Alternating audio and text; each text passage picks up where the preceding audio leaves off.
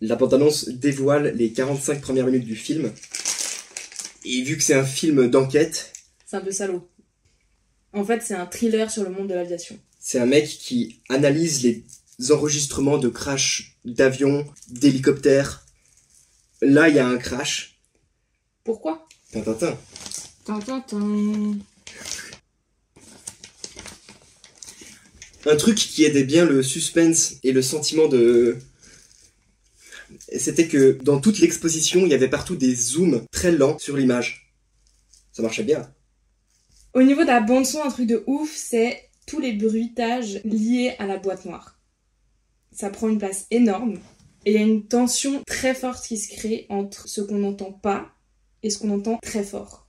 Parce qu'on cherche en fait. On espère entendre un truc tout le temps. Pierre Ninet ? Il y a Pierre Ninet. C'était pas le même mec que dans la vidéo de McFly et Carlito.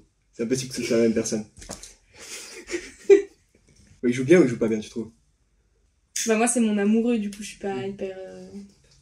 Moi, j'ai regardé sur le timer à la 10e minute, je l'adorais, j'aimais trop le personnage. C'est un type qui est très très rigoureux, il aime l'exactitude quoi. Et au fur et à mesure, il perd de son aplomb et il se laisse aller au stress, qui le rend du coup hyper humain. Ouais, t'avais remarqué dans le film aussi que par exemple au début, il range toutes ses affaires très méthodiquement, et puis l'enquête avance et Ouais.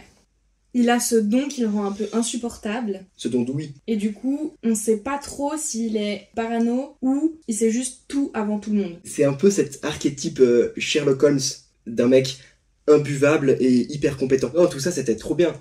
C'est juste la fin, moi je l'ai trouvé un peu en dessous. Ouais, mais pas au niveau de l'enquête, au niveau de tout ce qu'il y avait autour. Il y avait un truc un peu entre le déjà vu et le sentimental. Attention à ne pas surinterpréter, Mathieu. 74. Je voulais dire moi, 74.